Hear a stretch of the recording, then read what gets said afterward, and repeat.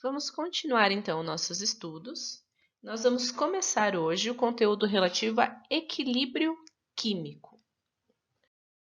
Primeira coisa, toda situação de equilíbrio químico, tudo que a gente vai ver daqui para frente, vai envolver processos reversíveis. O que são processos reversíveis? Que podem reverter, que podem voltar ao que tinha antes. No nosso caso, em uma reação química, os nossos processos sempre vão ter um reagente, esse reagente vai formar um produto, certo? O que significa então esse processo reversível? Significa que, ao mesmo tempo em que o reagente vai formar produtos, os produtos podem voltar a formar os reagentes. Então, primeira modificação agora nos nossos sistemas. Eu tenho uma seta diferente. Então, antigamente nós tínhamos só essa seta de ida, reagente formando produto. Agora nós temos uma dupla seta, que indica tanto a ida quanto a volta, tanto a formação quanto o consumo. Então, essa seta pode ser, como eu fiz em cima, com metade só da seta para cima ou para baixo, ou em alguns materiais vocês vão ver essa seta inteira mesmo, para cima ou para baixo. O que é importante é que é uma dupla seta, ok? Então, todos os processos que nós vamos ver daqui para frente em equilíbrio químico são processos reversíveis. As reações vão ter nomes: reação direta e reação inversa. A reação direta é aquela em que os reagentes vão formar os produtos. Então, essa reação é a reação direta. A reação inversa ou indireta é quando o produto volta a formar os reagentes. Então, uma reação indireta ou inversa. Vamos pensar aqui num primeiro exemplo com substâncias. Então, eu tenho o tetróxido de nitrogênio, que é o N2O4, em equilíbrio com o dióxido de nitrogênio, que é o NO2. Então, a reação direta é a de formação do NO2, o N2O4 formando NO2. A reação indireta ou inversa é do N2O voltando a formar N2O4. Então, de novo, direta daqui para cá, indireta ou inversa de lá para cá, do reagente para o produto. Então, lembra que aqui o N2O4 é o reagente e o NO2 o produto. Então, reação direta e indireta ou inversa acontecendo ao mesmo tempo. Num gráfico, como é que eu vou analisar isso? Como é que eu vou determinar as velocidades, já que a gente estava falando em velocidade no conteúdo anterior? A velocidade direta sempre vai começar no ponto máximo do gráfico, num gráfico de velocidade por tempo. A velocidade direta é do reagente para formar os produtos. A velocidade indireta ou inversa vai ser sempre nula, vai ser sempre zero. Por quê? Porque no momento inicial, no momento zero, só existem reagentes, não existem produtos ainda. Então, a velocidade direta começa no ponto mais alto, a indireta no zero. Conforme o passar do tempo, conforme a reação vai acontecendo, a velocidade direta vai diminuindo, a velocidade indireta vai aumentando. Até quando? Até que elas se igualam. Nesse momento em que elas se igualam, é o momento em que a reação atinge o equilíbrio químico. Então, tá aqui. Ficou igual nesse tempo. Então, aqui é o tempo em que a reação atingiu o equilíbrio químico, certo? Quando as velocidades se tornaram iguais. Todos os gráficos de equilíbrio químico, quando eu estiver falando entre velocidade e tempo, todos os gráficos vão ser iguais a esse.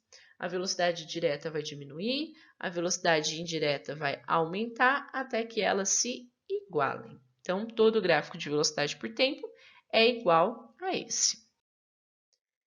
O que vai acontecer com as concentrações, com as quantidades dos reagentes dos produtos numa reação, num sistema de equilíbrio químico? O reagente, que é o N2O4, estava lá no comecinho da equação. Ele sempre vai começar de algum lugar do gráfico diferente de zero e vai diminuir, como já acontecia lá nos gráficos quando a gente estava falando em velocidade. E o produto, que é o NO2, ele vai aumentar. Como é que eu determino num gráfico de concentração quando que o equilíbrio químico foi atingido? Quando as concentrações não variarem mais, quando elas ficarem constantes. Então, a partir desse momento aqui está representado aqui, a partir desse momento a concentração lá do produto ficou igual. A concentração do reagente permaneceu igual. Então, significa que nesse ponto é que o equilíbrio químico foi atingido. Ah, mas vai ser sempre assim? Vai ter mais produto que reagente? Não necessariamente. Eu posso ter 3 situações diferentes para o equilíbrio químico quando eu estiver falando em concentração. Então, vamos lembrar aqui que o N2O4, que é o que está de vermelho, é o reagente, e o NO2, que está de azul, é o produto.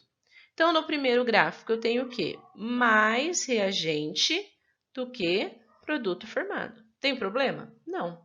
Quando que o equilíbrio foi atingido? Quando as concentrações deles pararam de variar, ficaram constantes. No segundo gráfico, eu tenho mais produto, o produto formou bastante, consumiu bastante o reagente. Tem problema? Não. Quando que o equilíbrio é atingido? Quando as concentrações param de variar. Ficou constante, atingiu o equilíbrio. No terceiro caso, eu tenho o quê? A quantidade de reagente igual à quantidade de produto. Tem importância? Não. O que é importante? O momento em que essas concentrações param de variar. É nesse momento, que é o que está em roxo aqui, que é quando o equilíbrio químico é atingido. A partir daí, eu tenho uma situação de equilíbrio químico. As concentrações não variam mais. Sobre o estado de equilíbrio químico, então o que a gente pode estabelecer? Quais afirmações a gente pode fazer? Primeira afirmação. Uma reação reversível, uma reação é reversível quando ela se processa simultaneamente nos dois sentidos. Então, do reagente formando o produto, do produto voltando a formar o reagente. Uma reação reversível atinge o equilíbrio quando as velocidades direta e inversa se igualam. Então, no momento em que a velocidade direta ficar igual à velocidade indireta, é nesse momento em que o equilíbrio químico foi atingido. O equilíbrio das reações é dinâmico. O que significa isso? Significa que a reação parou? Que ela acabou? Não. Significa que a reação continua acontecendo. A diferença é que eu não vou mais observar diferença na concentração. Como assim? Então, se, por exemplo, eu tiver lá reagente e produto. Reação de equilíbrio. O que significa esse equilíbrio? Significa que ao mesmo tempo, então, por exemplo, que uma molécula passa do reagente para o produto, eu também vou ter uma molécula passando do produto para o reagente. Então, as concentrações não vão mais ser alteradas. Por quê? Porque a troca vai fazer com que fique constante a concentração. Não significa que a reação parou. A reação continua acontecendo microscopicamente, mas as concentrações não variam mais. Após atingir o estado de equilíbrio, a concentração vai permanecer constante, eu acabei de dizer. Então, ficou constante, não muda mais, não significa que a reação tenha acabado. E todas as reações reversíveis, elas caminham espontaneamente para um estado de equilíbrio. Esse estado de equilíbrio pode ser atingido mais rapidamente, pode demorar mais para acontecer, mas todas as reações reversíveis caminham para esse estágio do equilíbrio químico. Grau de equilíbrio. Isso vai ser importante quando a gente tiver que resolver os exercícios que forem falar lá de constante de equilíbrio em função das concentrações, das pressões. Como é que eu vou estabelecer o grau de equilíbrio, o alfa? Eu vou sempre construir uma tabelinha. Essa tabelinha que está aqui na tela já. A quantidade inicial, a quantidade que reagiu ou que foi produzida e a quantidade que está no equilíbrio. Então, nesse primeiro caso, eu tenho a seguinte reação, que é o pentacloreto de fósforo, que é o PCl5. Ele está em equilíbrio com o tricloreto de fósforo, que é o PCl3, e o gás cloro, que é o Cl2. Então, a equação está balanceada, bonitinha, é o que acontece. No momento inicial, no momento zero, eu tenho 0,2 mol por litro do PCl5. Quais vão ser as concentrações do PCl3 e do Cl2? Zero. Por quê? Porque no momento inicial só existe reagente. Não tem produto ainda no início. Então, só 0,2 para o reagente. Ok. Como é que eu vou saber quem reagiu? Então, se eu estou dizendo aqui, por exemplo, que essa reação é uma reação 100%. Tudo aquilo que tem no reagente forma produto. Então, significa que 0,2 vai ser consumido. Quanto que vai ser produzido para os outros dois? Qual é a proporção entre a reação?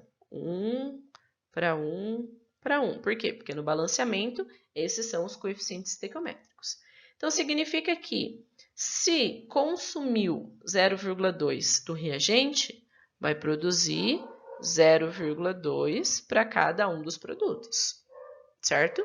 Por quê? De novo, proporção, 1 para 1 para 1.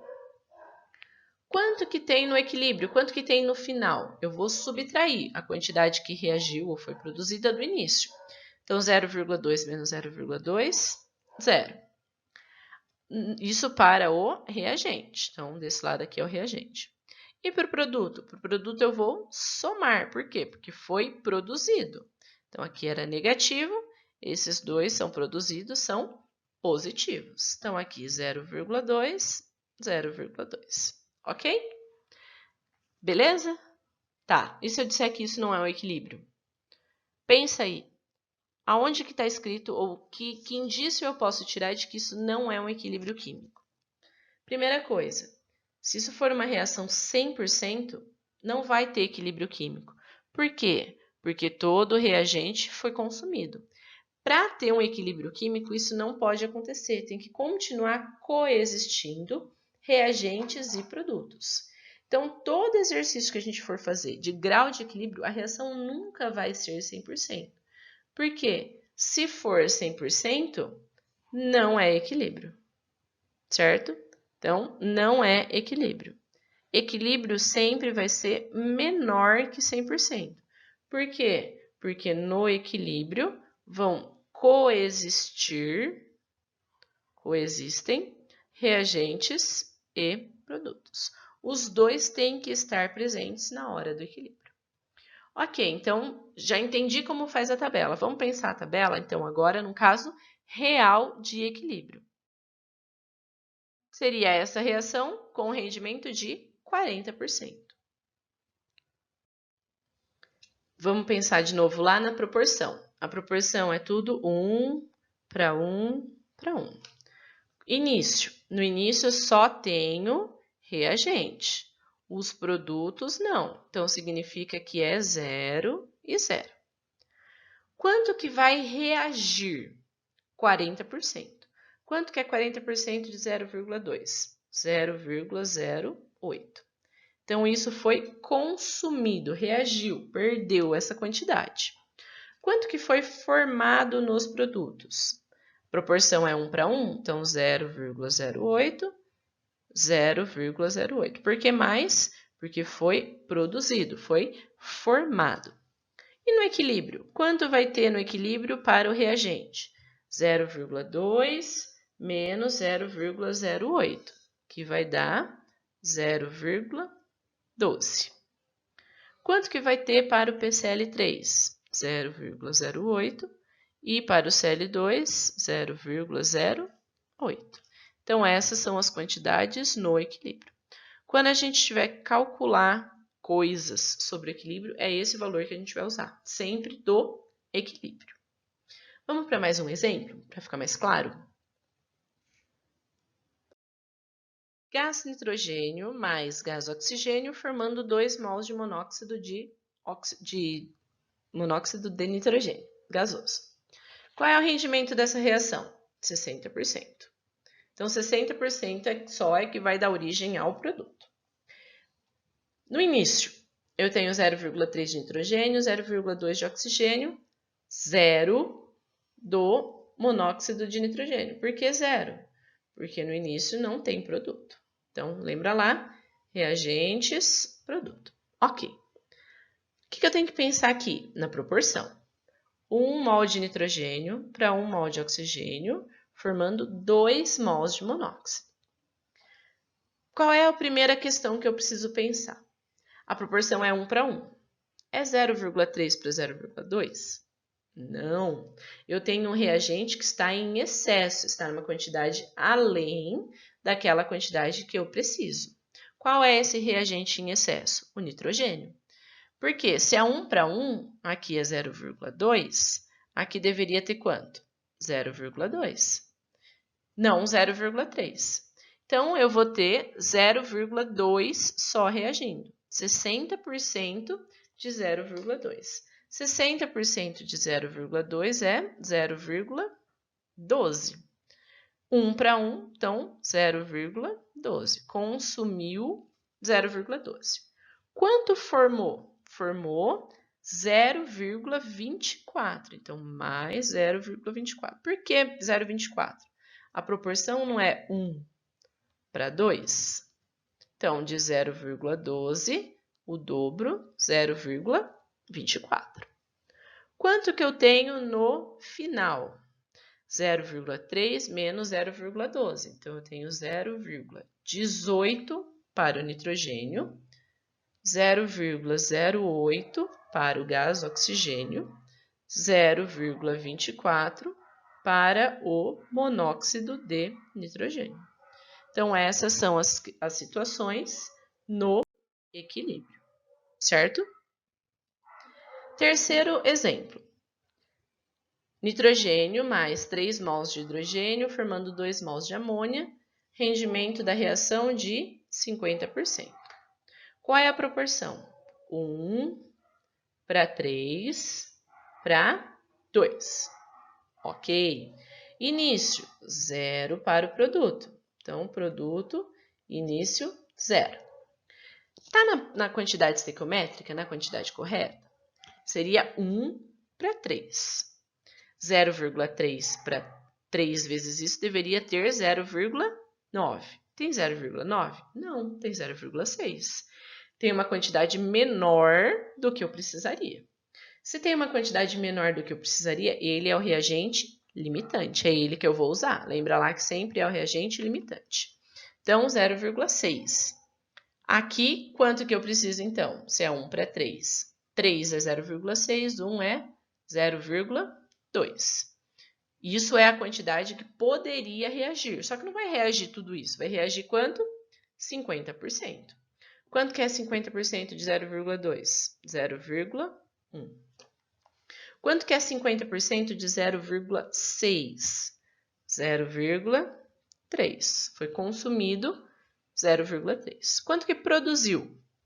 A proporção é de 1 para 2. Então, se 1 é 0,1, 2 vai ser 0,2.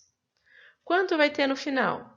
0,3 menos 0,1, sobrou 0,2 para o nitrogênio, sobrou 0,3 para o hidrogênio, formou 0,2, eu errei aqui, tem uma casa a mais, perdão, 0,2 para a amônia. Então, essas são as quantidades que vão estar no equilíbrio, que eu vou usar para resolver os cálculos. Tudo bem? Espero que tenham entendido. Se não ficou muito claro, volta no vídeo, assiste de novo, façam exercícios, porque a perfeição só vai vir com a prática, ok?